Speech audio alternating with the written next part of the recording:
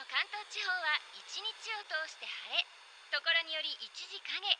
衛星濃度は 0.2%。O anime começa na escola do ensino médio Shimotaku Ido da prefeitura de Tóquio. O dia tá bonito, ensolarado e a nossa protagonista Kadode tá dormindo na aula. Aí o professor acorda ela bem poucas ideias e fala que se tá com sono é pra ir pra casa e dormir, e fala isso pra sala inteira também. Porque pra eles o vestibular tá logo aí. E na mesa do lado um papel falando que Nakagawa-oran tá em repouso. Aí a aula acaba, todo mundo dispensado, mas o professor pede pra Kadode ficar. E é sobre a prova de história que ela tirou 38. Ele pergunta se ela não respondeu com a intenção de errar de propósito. Porque não faz sentido ir mal na prova da escola se você foi tão bem no exame de admissão. E ela fala que a situação em casa não permite ela ir pra faculdade. E ela fala que vai trabalhar quando se formar, vai ser uma escrava corporativa. E o professor repara na mochila dela e fala que é um pouco esquisita. Então ela começa a explicar que esse é o Isobeyan, um homem cogumelo que veio de um futuro distante pra deixar o preguiçoso Debeco feliz. Ele tira ferramentas secretas de sua mochila de algas marinhas. A comida preferida dele é Isobeyaki, arroz mochi assado. E por incrível que pareça, o professor sabia de tudo isso. Aí a Kadode pergunta pro professor Watarazzo o que ele faria se pudesse voar livremente pelos céus. E ele fala pra ela parar com isso porque isso é só coisa de mangá. Então a Kadode fala, o que há de errado em sonhar, já que ninguém sabe o que o futuro nos reserva. É uma frase do tal Debeco. Então depois, na saída da sala, ela encontra as amigas dela. A Ai fala que elas estão observando a Kiro, parece que ela vai declarar seu amor. E o garanhão é o tal Kohiru Imaki. Aí a Kadode pergunta onde tá a Ontan e a Ai fala que ela não conseguia ver esse pastelão. E a Kiro fala que ela vai mostrar pra Ontan que ela também pode ser descolada. Então lá no telhado, a nossa menina Ontan tá escutando o rádio. E a Kadode vai lá ver ela. Então a Ontan pergunta pra ela como foi, já que ela disse que hoje lamberia o lindo mamilo rosado do professor Watarazzo até ele desaparecer. Mas ela nunca falou isso. Mas complementa que, como sempre, nem sequer teve a chance. E a Ontan fala que se ela viu que não teria chance era pra ter mostrado os peitos. E elas estão falando tudo isso enquanto observam um objeto voador não identificado colossal bem em cima delas. Quando aquela coisa apareceu no verão, os adultos importantes disseram que tudo mudou no mundo. Mas pra ela, pra Kadode, nada mudou na vida diária dela. E isso deixou ela um pouco insatisfeita. Já com a Kiro parece que tá dando bom. Mas agora que a Kadode pensa nisso, ela acha que foi uma pequena sorte que ela teve naquela situação. Voltando um pouco no passado, 3 anos antes. No dia 31 de agosto, 1 da tarde.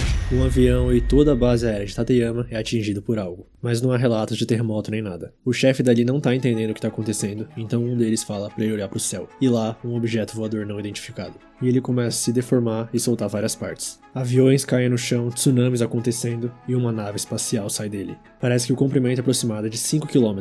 O disco se move a 90 km por hora em direção à Baía de Tóquio. E falam pro primeiro-ministro que uma possibilidade de vida extraterrestre não pode ser negada. Ele precisa pedir imediatamente assistência militar pros líderes dos Estados Unidos, China e Coreia. Mas parece que a base dos Estados Unidos já enviou um B-52 de reconhecimento. E o ministro não consegue acreditar no que tá acontecendo porque ele mal acabou de assumir. Nas ruas, vários tiram fotos e parece que já houve danos em vários edifícios de Tateyama. Aeroportos e linhas de trem das cidades que estão na rota do OVNI foram fechados. E os distritos de Minato, Shinagawa, Ota, Shibuya e Meguro e a cidade de Kawasaki devem ser evacuados. E parece que outro objeto voador saiu do disco maior. Os militares dizem que vão atacar o disco em 15 minutos se não parar. Então no caso dos Estados Unidos, o fenômeno aéreo não identificado não responde. E eles iniciam o processo de ataque. E o míssil que atinge o OVNI ressoa na cidade inteira. 3 anos depois, a área de Kamata ainda sofre dos danos da bomba dos Estados Unidos, e tá tendo uma manifestação por esse ataque pela obstrução dos raios solares pelo disco voador. E as vítimas do dia 31/8, incluindo voos abatidos e edifícios desabados, somam mais de 5.200 pessoas. De onde veio a nave-mãe, qual é o seu propósito, existem formas de vida dentro dela? Ninguém tem essas respostas. E atualmente o enorme OVNI tá sobrevoando Tóquio a 5 km por hora. Dito isso, as nossas meninas estão conversando sobre romance. Parece que a Hontan não aguenta a cafonice da Kiro. E ela fala que tem que ser direta com a Kadode, que falou que quer ir pra cama com o professor, por mais que ela nunca tenha falado isso. E como punição, a Ontan dá o pedaço menor pra Kiro. Então ela dá o ultimato falando que só vai discutir esse assunto quando a Ontan arranjar um namorado. É infantil partir pra violência. O amor é uma magia que deixa as pessoas um pouco mais maduras. E a Ontan não aguenta tanta bobagem. E elas continuaram discutindo até a saída e falam que amanhã vão destruir uma a outra com argumentos novos. No caminho de volta, a Ontan pergunta pra Kadode como tá a mãe dela. E pergunta se quer que vá pra casa dela. Mas ela fala que não precisa. Aí a Kadode pergunta pra Ontan o que ela faria se pudesse voar livremente pelo céu. E ela fala que provavelmente sentiria frio. Mas não importa o que aconteça, ela nunca desistirá até destruir esse mundo cheio de engano e ostentação.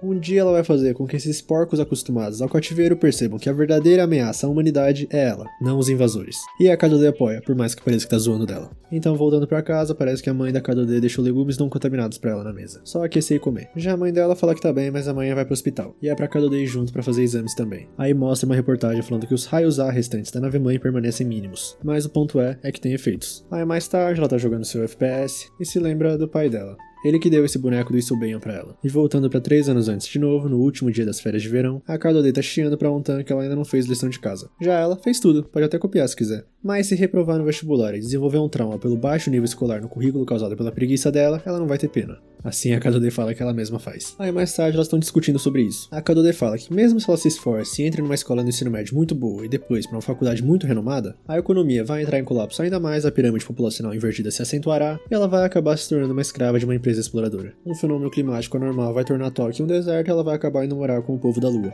E elas param e pensam que isso soa bem divertido.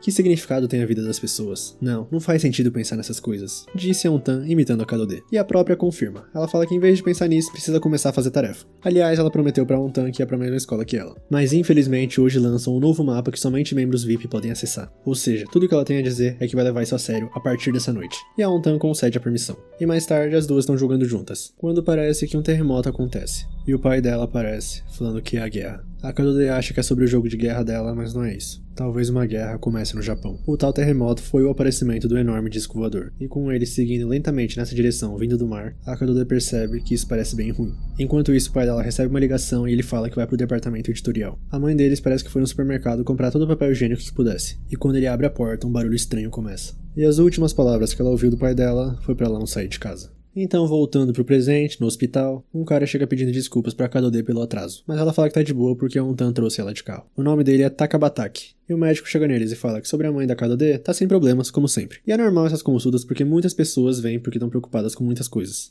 Aí o médico pergunta quem que é esse cara e ele fala que ele é o Takabataki e pretende se casar com a Manami muito em breve. E a Kadode não sabia disso até aquela hora. Aí depois o cara fala que não sabia a hora e como contar. E o pai dela, Nobuo, não foi encontrado ainda e tal. Mas a Kadode fala que acha que o pai dela não gostaria que a mãe dela ficasse sozinha pra sempre. Mas parece que apoia a decisão. Ela fala que a mãe dela não é a melhor pessoa do mundo, mas cuide dela, por favor. E o Takabataki fica todo emocionado. Já no carro, a mãe fala que um amigo do Takabataki construiu uma comunidade para viver de forma autossuficiente. Um lugar maravilhoso, todos se apoiam, não tem contaminação. E fala pra Kadode que quando ela terminar o ensino médio, que tal os três irem morar lá? Mas ela fala que não quer. E a mãe começa a ficar brava falando que só faz isso porque se preocupa com a saúde dela. Continuar morando em Tóquio é um ato suicida. E a Kadode fala que não adianta falar como mãe agora. Além disso, ela desistiu de ir pra universidade para sustentar a casa. Por que ela ia querer ir pra um lugar que nem faz sentido pra ela? E a mãe fala que não faz sentido porque ela é burra. Aí a Kadode responde que a mãe dela é livre pra fazer o que quiser, mas é arrogância se aproveitar dos outros pra ter uma vida mais longa. E o que a mãe entende é que ela tá falando pra ela morrer logo. Aí ela pede pra Oran parar o carro. Ela dá uma hesitada, a mãe começa a explodir, então ela para o carro. Os dois descem e o Takabataki fala pra Kadode não se preocupar com as mensalidades da faculdade. Ele cuida disso e vai fazer o possível pra que ela chame logo ele de pai. Aí as nossas duas meninas vão comer alguma coisa. E a Kadode fala que o melhor pra ela é que a mãe dela se case de novo e suma. E percebe que é uma filha desnaturada. Sem dúvida, na essência, deve ser uma pessoa esquiva e doentia. Alguém que sempre tá errada. Aí ela pede desculpas pra Ontan por azedar o clima e fala que hoje é por conta dela. E a Ontan tá com isso aí na cabeça. Cortando pro OVNI, um disco menorzinho sai dele. E parece que não tá conseguindo voar direito, esbarra em fios elétricos e cai. E caem dele 2 extraterrestres? E já falei, vou falar de novo, isso daqui vai ser o anime do ano.